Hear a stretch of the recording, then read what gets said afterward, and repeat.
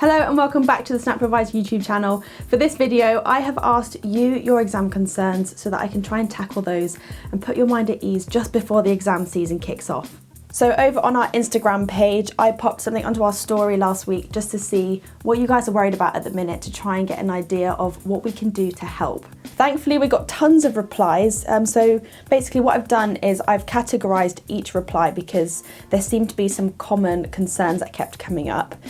So I've categorized these and I'm going to go through and give my best advice for dealing with all of these issues that you might be having. I'm by no means an expert, I'm not a teacher or an examiner, but I have been through A-levels and I've had exactly the same concerns that you're having now. So hopefully everything that I've used in my own experience will benefit you as well. So the first thing that you guys seem to be worried about is just dealing with exam stress and also motivation. So I've kind of coupled these two together because I think when you feel a lack of motivation for your exams, you obviously get stressed out because you're not doing enough preparation or you feel like you're not doing enough preparation. So yeah, the advice for this is kind of to deal with both of those issues. Exam stress is a multifaceted thing. So we all feel stress in the run up to exams, whether that's months before, weeks before, or on the day of.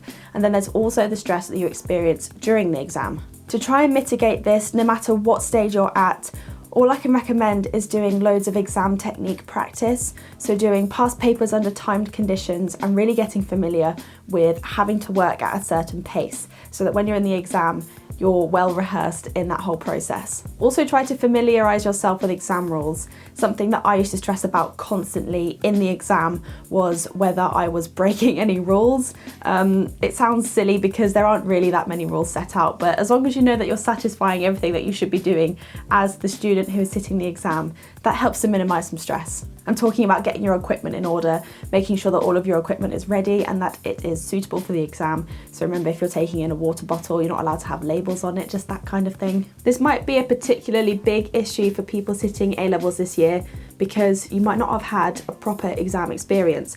This year, we're post-pandemic, we're going back to the normal routine of exam seasons. So if you're sitting your first exams, I understand the stress that you might be feeling with actually going into the exam hall. Another way of mitigating stress is simply just to make sure that you're putting in the work before the exam. Have you got a revision schedule in order? Do you know which topics you need to be working on particularly, especially if there are ones that you are struggling with? Are you aware of the advanced exam information, which topics might come up? All of this stuff is going to really help on the day because you're going to feel like you've covered everything you possibly can before going into the exam hall. Hard work absolutely pays off when it comes to exams. I have to admit that there is no remedy if you haven't started revising until 2 weeks before the exam. Unfortunately, you probably won't get the result that you're looking for. So just put in as much hard work as you possibly can in the run-up. Every little really does help. So obviously putting in the work to prepare yourself for exams should help to reduce some stress. But if you still feel like you're getting overwhelmed in the week before exams or on exam day, then try out these stress management techniques. So the first thing is square breathing, and I know I've talked about this in other videos, but trust me, it is one of the best ways to bring down nerves and really center yourself if you're feeling a little bit overwhelmed. It's so simple, so all you have to do is breathe in for 4 seconds, hold your breath for 4 seconds, breathe out for 4 seconds, hold your exhale for 4 seconds and then repeat the whole cycle again. I'm pretty sure it's a tactic used by like the SAS. I might be completely making that up, but it really does work. I use it all the time. If I'm ever feeling any level of stress, this brings it right down. I would actually do this when you sit down in your exam. So there's a little period of time from going into the exam hall to actually starting your paper.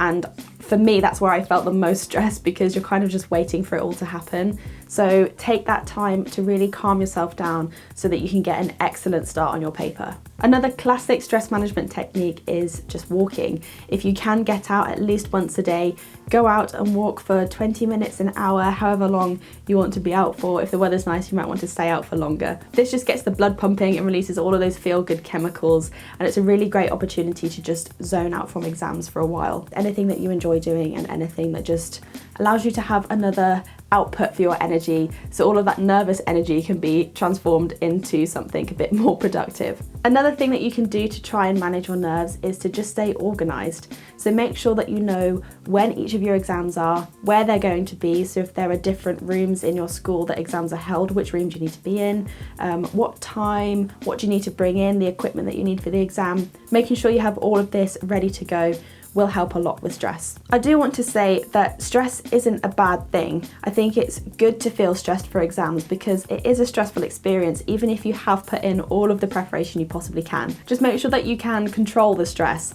so using these management techniques so it doesn't overwhelm you. One thing that you need to always remember, and it's something that I've learned to do as I get older, is just to rationalize your stress a bit. When you're feeling a bit overwhelmed, try to take a step back from your situation and view it as an outsider. So think, if I fail, what's going to happen? In reality, if you fail, then you resit. It's not the end of the world. Worrying about getting into university and that sort of thing isn't worth doing until results day, when you actually know whether you have something to worry about or not. Clearing is an absolute godsend, and again, you can always resit. I think when you're doing exams, it's so easy to get completely absorbed in the situation that you're in, and obviously that's natural because it's such an important time in your life. It's something that you work towards all throughout your school career, and if you're really keen to go to university, then you really want to do well. I really do think that if you really badly want those grades, then you'll put in the work for them and you will be okay. If you aren't hugely academic and that's why you're stressing because you just can't seem to get these things,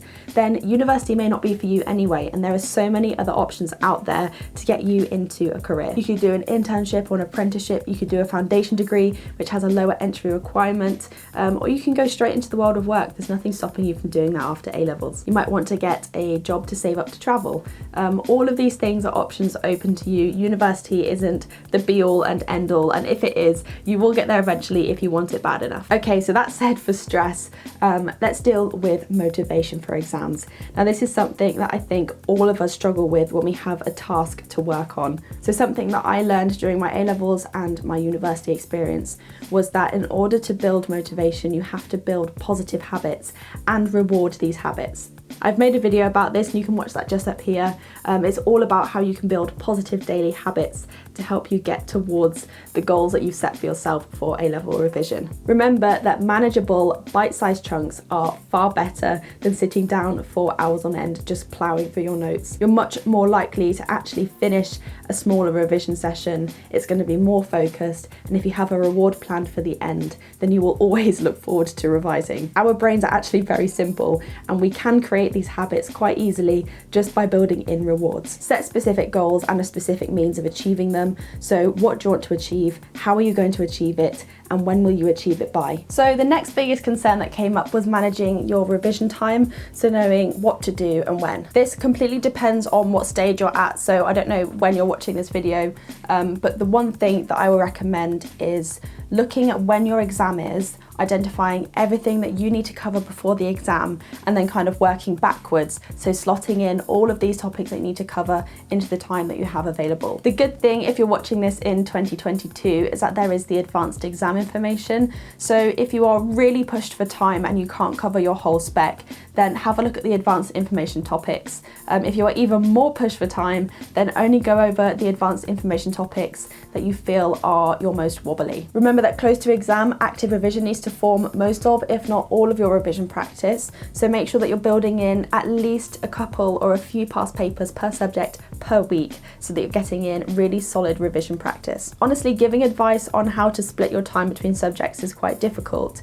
If you have one subject that you typically struggle with a lot and another that you do pretty well in, then you might want to weight your time towards the one that you aren't so great at. If you're in doubt, then just split equally. So as well as managing revision time, you also asked about what you should actually do for revision. So some of you said you still don't know how to revise. I will always recommend active revision, so doing past paper practice, topic tests, using the Feynman technique or blurting technique to test how much you know of each of your topics. Just anything that's going to get you to recall information from your memory without the aid of notes. When it comes to revising, also make sure that you're setting up the optimal revision environment for you. So make sure that all of the equipment you're going to need is within reach, that you know exactly what you're going to do in that session, and that you are comfortable, so you're not going to be distracted by anything. Once you've got all of that sorted, then you also need to make sure that you are tracking your progress in each revision session. Make sure you're noting down past paper results, topic test results, feedback that you get from your teacher, feedback from homework, that kind of thing, so that you can see where you need to go based on where your knowledge is at currently. Whilst tracking your progress, make sure that you're also rewarding any progress that you're making. So if you manage to move up a grade band when doing past paper questions, then reward yourself with something.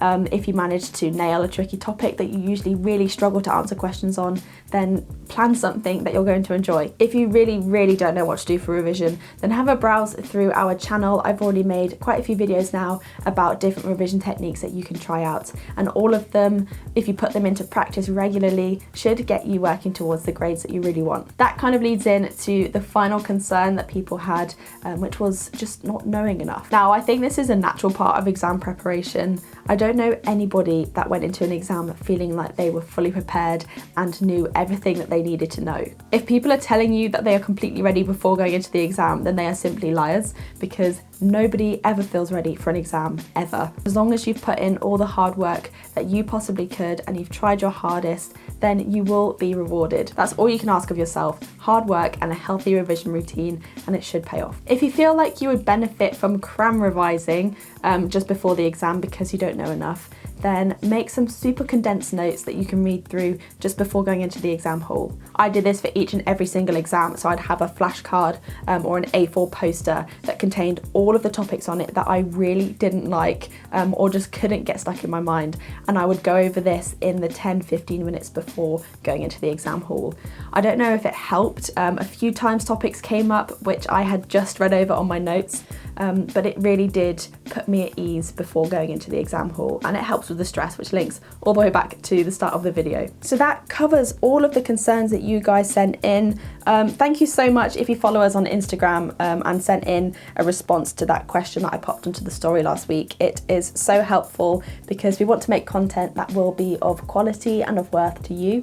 If you aren't already following us on Instagram, then I'll pop all of our information on screen, as well as our TikTok account. We post tons of advice and stuff on there daily, and in the future we will probably be doing more videos like this, so asking you to send us all of your concerns so that we can try to put you at ease before exams start. If you aren't already subscribed to Snap Revise here on YouTube, then you can do that just here.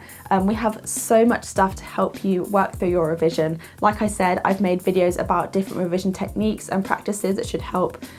This one here is probably a good place to start. Thanks again, and good luck with your revision.